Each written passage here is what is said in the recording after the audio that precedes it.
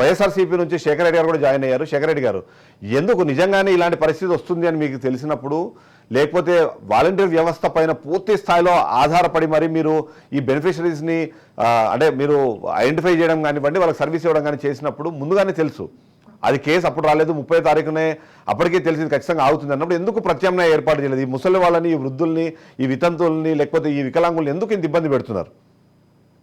నమస్తే అండి మీకు, అలాగే ప్యానెల్లో ఉన్న సభ్యులకి, రాజనీతి వీక్షకులందరికీ కూడా గుడ్ ఈవినింగ్ అండి.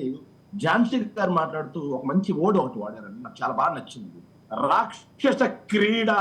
ఈ వర్డ్ మీరు బాగా గుర్తుపెట్టుకోండి. రాక్షస క్రీడ ఎవరు ఆడారు, రాక్షస క్రీడ ఎవరు ఆడారు అనడానికి ఒక చిన్న ఉదాహరణ నేను చెప్తా అండి. ఏదైతే మొదటి నుంచి వాలంటరీ సిస్టమ్ మీద దుమ్మెత్తిపోసింది ఎవరండి? అసలు ఆ వ్యవస్థే పనికిరాని వ్యవస్థ అన్నట్లుగా, ఆ వ్యవస్థే సంఘ విద్రోహ శక్తులైనట్లుగా, ఆ వ్యవస్థ హమాస్ అన్నారు, ఆ వ్యవస్థ జైషే మహమ్మద్ అన్నారు, ఆ వ్యవస్థని తాలిబన్స్ అన్నారు, ఆ వ్యవస్థని హ్యూమన్ ట్రాఫికర్స్ అన్నారు. ఆ వ్యవస్థని వాళ్ళ మనోభావాలని దెబ్బతినే విధంగా వాళ్ళు ఏదైతే పథకాలు ఇంటికెళ్ళి ఇస్తుంటే ఎలాంటి లాభాపేక్ష లేకుండా జన్మభూమి కమిటీల పేరుతో అరాచకం చేసినటువంటి తెలుగుదేశం పార్టీ ఈ రోజు వాలంటరీ వ్యవస్థ మీద ఎన్ని అవాకులు చవాకులు పేలారు, వాళ్ళ మనోభావాన్ని ఎంత దెబ్బతీశారు అనేది రాష్ట్ర ప్రజానికం మొత్తం గమనించారు, మీతో సహా. కాగా ఏదైతే ఫిబ్రవరి నెలలో ఏదైతే ఈయన మాజీ ఈసీ అయినటువంటి నిమ్మగడ్డ రమేష్ కుమార్ అనే ఆయన citizen for democratic forum, Nimmagadda Ramesh Kumar ఎవరి కాంపౌండ్ లో వ్యక్తి అండి? రాష్ట్ర ప్రజలకు తెలియదా? మీడియా మిత్రులైనటువంటి మీకు తెలియదా నిమ్మగడ్డ రమేష్ కుమార్ ఎవరి కాంపౌండ్ లో వ్యక్తి అని? ఆయన సిటిజన్ ఫర్ డెమోక్రటిక్ ఫోరం అనే దాంతో ఈ ఏదైతే వాలంటరీ వ్యవస్థని ఎన్నికల సమయంలో రద్దు చేయాలి అని చెప్పేసి వాళ్ళు కోర్టుకు వెళ్ళి తీర్పు తెచ్చుకోవడం వల్ల వాలంటరీ సిస్టమ్ ఆగిపోయింది. వాలంటరీ సిస్టమ్ ఆగిపోయిన తర్వాత 2,60,000 మంది వాలంటీర్స్ ఉన్నారు. ఈ తెలుగుదేశం వాళ్ళకి లెక్కలు తెలియదు, ఊరికే నోరేసుకొని పడిపోతారు. 2,60,000 మంది వాలంటీర్స్ ఉన్నారు. ఇప్పుడు ఎలక్షన్ సీజన్, ప్రతి ఒక్క ఎంప్లాయీకి ఎలక్షన్ డ్యూటీస్ ఉన్నాయి. ఫ్లయింగ్ స్క్వాడ్ గా కొంతమంది ఉన్నారు, కొంతమంది ఎలక్షన్స్ డ్యూటీస్ లో అందరికి ఎలక్షన్ డ్యూటీలు పడి ఉన్నాయి.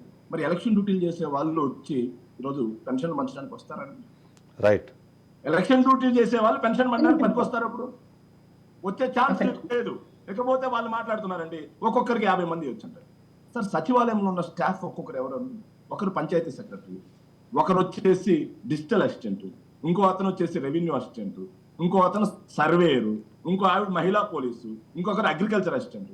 వీళ్ళందరికీ పెన్షన్లు పంచే దాని మీద అవగాహన ఉందా? రైట్. పెన్షన్లు పంచే కార్యక్రమం ఏదైతే దాని మీద అవగాహన ఉందా? వాళ్ళ దుష్ప్రచారం ఏ స్థాయిలో ఉంది అనడానికి నిదర్శనం ఒకటి చెప్తాండి. ప్రతి సంవత్సరం కూడా మే నెల ఆఖరులో ఏ గవర్నమెంట్ అయినా సరే ఇయర్ ఎండింగ్ కాబట్టి అకౌంట్స్ అనేవి 1 or 2 days late. March ending in any government, March ending లో ఇన్ ఎనీ గవర్నమెంట్ మొత్తం మారిపోద్దండి. ఇయర్ ఎండింగ్ కాబట్టి, ఫినాన్షియల్ ఇయర్ ఎండింగ్ కాబట్టి మార్చ్ ఎండింగ్ లో మారిపోద్ది. అలా ఏదైతే మొన్న పోయిన నెలలో మార్చ్ ఎండింగ్ అంటే ఓకే, మీరు అన్న పాయింట్స్ అన్ని ఓకే. అయితే ఇక్కడ సమస్య ఏంటంటే దానికి ఆల్టర్నేటివ్ ఏమి? సార్, నేను 2 minutes ఝాన్సీ గారు మీరు మాట్లాడినప్పుడు నేను కామ్ గా ఉన్నాను. దయచేసి మీరు నోట్ చేసుకోండి. ఝాన్సీ గారు, మీ టర్మ్ వచ్చినప్పుడు మాట్లాడండి. దయచేసి మీరు నోట్ చేసుకోండి. మీ టర్మ్ వచ్చినప్పుడు మాట్లాడండి.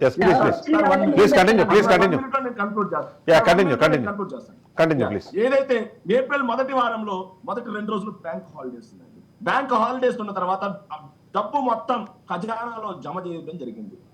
జమ చేయడం తర్వాత సచివాలయ స్టాఫ్ ద్వారా ఒకటో రోజుకు వచ్చేసరికి 60%, రెండో రోజుకు వచ్చేసరికి 98% పెన్షన్ల పంపిణీ కార్యక్రమం జరిగింది. 2 రోజుల్లో, కేవలం 2 రోజుల్లో 98% పెన్షన్ల పంపిణీ జరిగింది. సో సచివాలయ వ్యవస్థ ఇంత గట్టిగా ఉంది కాబట్టి కదా 98% చేశాం. 98% చేశాం. దానికి వాళ్ళు ఏమన్నారో తెలుసా అండి? ఖజానాలో డబ్బులు లేవు, అవాతాదులకు పెన్షన్లు ఇవ్వడానికి లేవు, మొత్తం ఊట్ చేశారు. మరి ఊట్ చేస్తే పెన్షనర్లు అందరికీ కూడా నెలలో మేము పెన్షన్ డబ్బులు ఎక్కడి నుంచి తెచ్చి ఇచ్చామండి? మేమన్నా ప్రింట్ కొట్టి ఇచ్చామా? లేదు కదండి. వాళ్ళ దుష్ప్రచారం ఏ తారా స్థాయిలో ఉంది అనడానికి ఇది ఒక నిదర్శనం అండి.